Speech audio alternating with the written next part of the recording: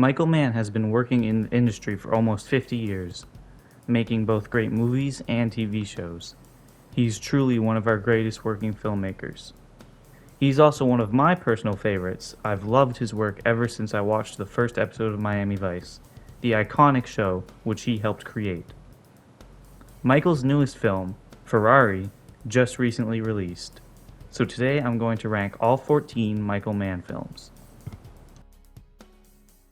Number 14. The Keep.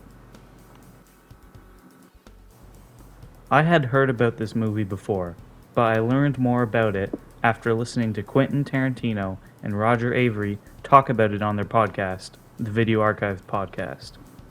The truth about this movie is that it's very hard to judge and very hard to rank.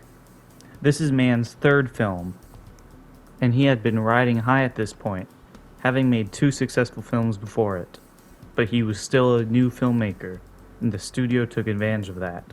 They came in and cut down Mann's film from 3.5 hours to just 90 minutes. That's over half of the film.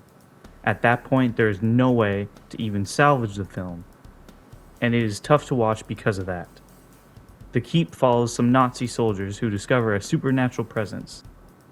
This is obviously an interesting concept, and it's even a little bit ahead of its time because nowadays there's so much stories about Nazis and zombies and supernatural presence and stuff like that. But when you cut over half the film, it's hard to make even this interesting concept good. I don't blame Mann, I blame the studio. The only good thing that came out of this film is that after the disaster, Mann decided to move into TV and help develop Miami Vice. Number 13.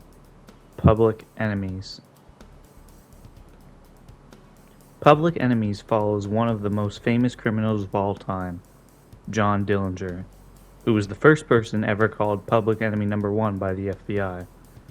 On the surface, this plot seems right up Mann's alley. He loves telling stories about criminals, and he also loves telling stories about people trying to achieve greatness. But in execution, it just doesn't work. Specifically in the script, which I think does not fit Mann's style at all. Normally, an all-star cast like this can overcome a weak script, but unfortunately, they just don't. Since the early 2000s, Mann has been one of the directors who's championing digital photography. I usually prefer film, but Mann is very good at using digital photography and catering to its strengths in his movies. But this film is his worst use of it. In Public Enemies, they shot on 30 frames per second instead of the normal 24, which gives this movie a very Best Buy Showcase TV feel. It's very ugly to look at. Number 12. Black Hat. Black Hat is Mann's only film released in the 2010s. And it makes sense that now that we are in the new tech age, Mann decides to make a movie about cybercrime and hackers. A perfect way to introduce Mann's style to a new generation. But by the time the movie released, it was a disaster. Black Hat ended up being one of the biggest box office flops of all time, making only $19 million on a $70 million budget. This disaster started in the marketing. Deadline reported that the total awareness for Black Hat was only in the 40 to 50% range, whereas American Sniper, which released during the same time, was at 80 to 90%.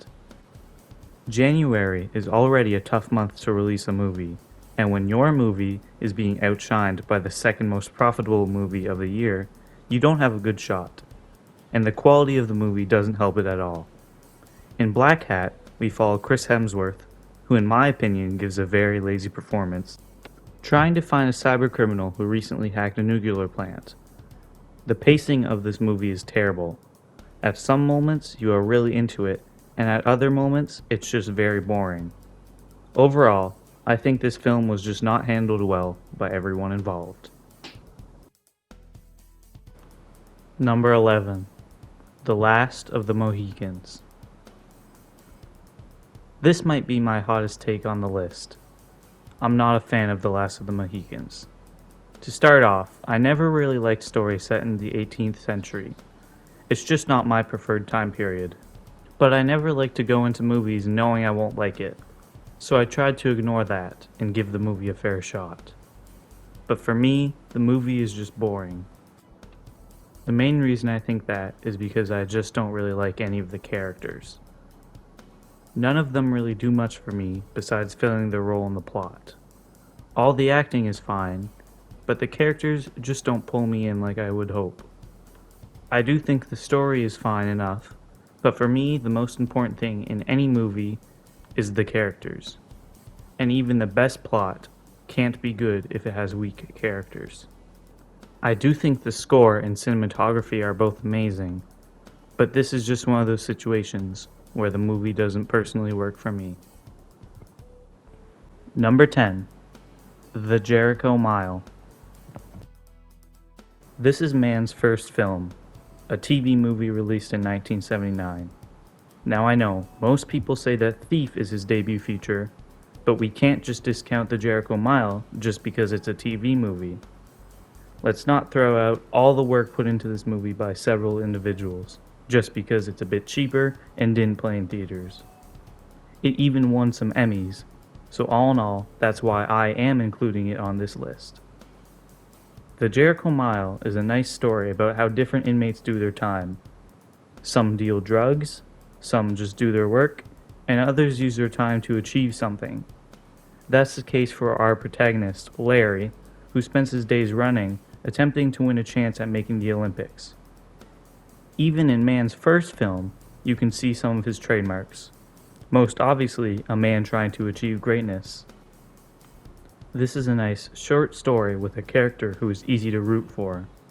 Obviously though, being that this is a TV movie, there are problems with the pacing and within the budget, but I think this is a strong debut given the constraints Mann had to face.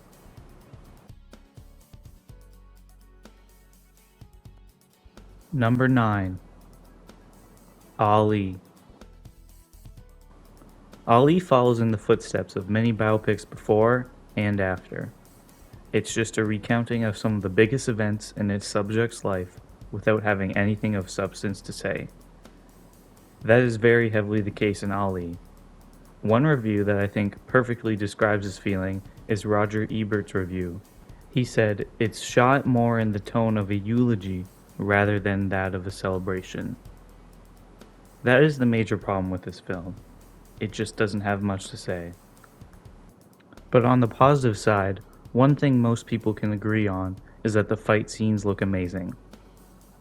Will Smith spent a year learning about Ali's life, including boxing training for 7 hours a day. And Mann definitely knows how to direct boxing scenes. They definitely go for a more realism approach, so don't go into them expecting Rocky. One last thing that I did like about this movie is that I actually learned some new things I did not know about Ali. Specifically about his relationship with religion, and it's always a good thing when you come out of a biopic having learned something new. Number 8. LA Takedown. This is Mann's second TV movie. Now, this came out in 1989, right near the end of Miami Vice, when Mann was still on TV. LA Takedown was originally filmed as a TV pilot, but after it wasn't picked up, Mann decided to make it into a standalone TV movie. This is also Mann's most overlooked film. The reason for that is that LA Takedown is the first iteration of Heat. Yes, Mann knew that this script had so much more potential, so 6 years later, he remade the film. But we are not talking about Heat yet. We are talking about LA Takedown. Because LA Takedown and Heat are the same script, most people just skipped over watching it. And yes, there is not much difference in the story. LA Takedown is still worth the watch though.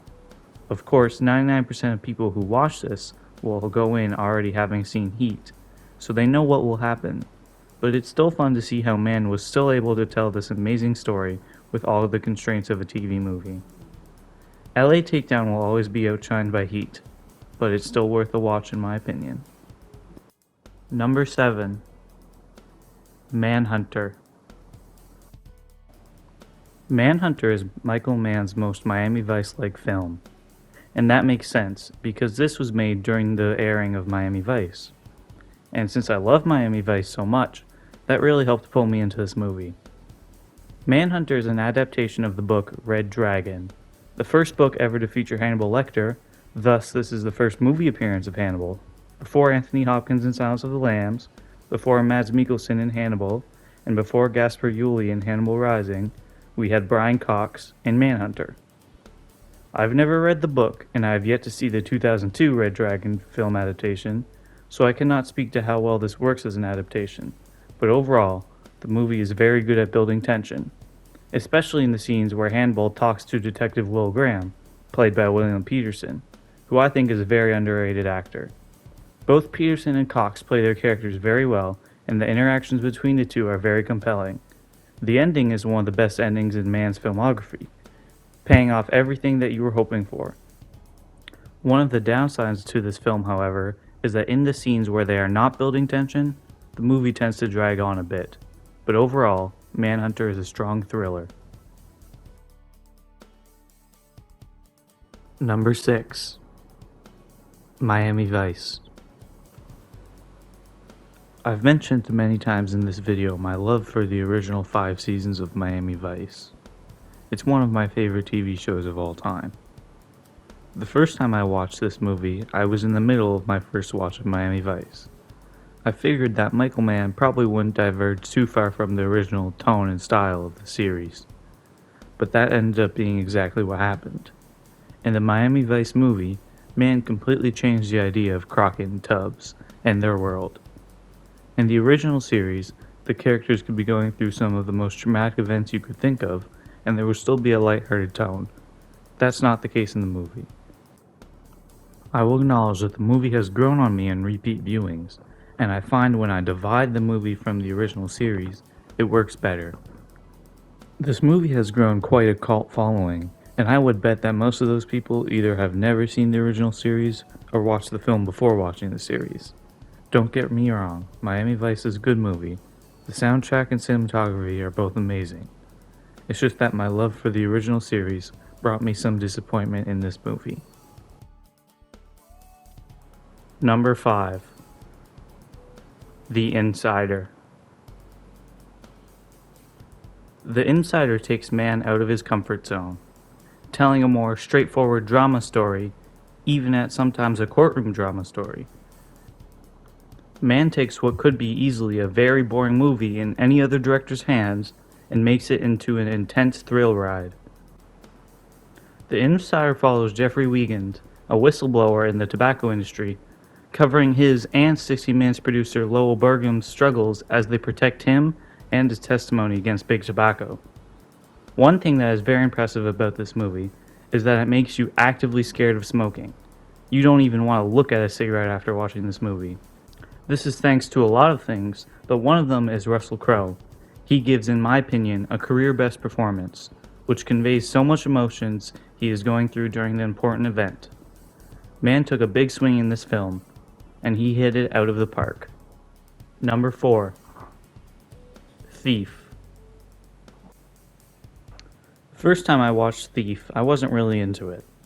It was just one of those times where I just wasn't in the right headspace for that specific movie. But I rewatched it for this video.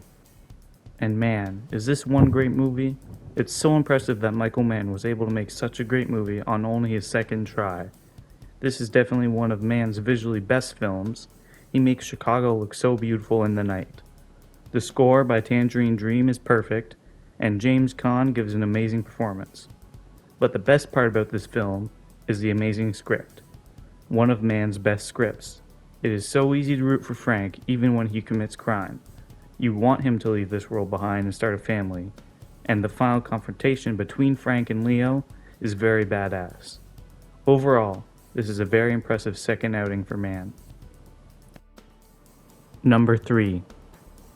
Ferrari. It's been a few weeks since I've seen this movie, and it's never left my mind since. I was a tiny bit worried going in. Mann's last 2 recent films, Black Hat and Public Enemies, did not land with me, as I've said. On top of that, it wasn't getting the best reviews. But as soon as I sat down, my worries were gone. It was so nice to see a new Mann film in the theater. Even though this movie is called Ferrari, don't get it wrong, It's not a biopic about Enzo Ferrari. It's a classic man story about a man trying to achieve greatness. But also thrown in is an emotional plot about Enzo's secret second family and both him and his wife coming to terms with that. This movie only takes place over a few weeks, and it works great like that. I'm glad Mann learned a lesson from Ali and not just making your movie highlights of someone's life. One of the best parts about this movie is the actual racing scenes. Everything looks so real and amazing. It feels like you are actually there in the car. Now, let's talk about the car crash scene. It's pure shock. It pays off everything in the movie. And yes, the CGI does look a little bit undercooked, but nonetheless, it's still amazing. Everyone in my theater gasped at once. And similar to The Insider with cigarettes, this movie makes you scared of cars. This is one of Mann's best, and an instant classic in my book. Number 2. Collateral. Collateral feels like a culmination of everything Mann does well. Great music, great cinematography, great story, great sound design, and most importantly, a man trying to achieve greatness. But what's special about this movie is that man trying to achieve greatness is just a normal guy. Max is not some professional criminal, he's not a world-class hacker, or some huge businessman. He's just a normal guy who wants to make his life better by starting his own business. But this dream has been in limbo for over 10 years, until one night, a hitman named Vincent enters Max's cab. Vincent enlists Max to drive him to all of his hits, but as the stack of bodies gets bigger, Max must stand up for himself for the first time in his life. It's a very inspiring story of how putting your dreams on hold is not the way to do it. And he tells the story in an unconventional way about a hitman going through his list. This is also Mann's first film where he primarily shot on digital, and it works perfect. The movie wouldn't work any other way. Number 1. Heat. Obviously, Heat was going to be number 1. As soon as you say the name Michael Mann, Heat is the first thing you think of. It's one of the greatest films of all time, period. The script is so tight, not a shot is wasted, and like I said in LA Takedown, Mann knew this story about how the line between cop and criminal can become so blurred was an amazing story. And the decision by Mann to cast that cop and criminal as Al Pacino and Robert De Niro respectively, two actors who at this point had never been on screen together, was one of the best casting decisions of all time. And having them meet in that iconic coffee shop scene was perfect. And you can't talk about Heat without talking about those shootouts. Shootouts that are so well made that they actually show them to Marine recruits. That just speaks to how well crafted this movie is. Everything about Heat is perfect. Honestly, I can't even think of a single thing wrong with this movie.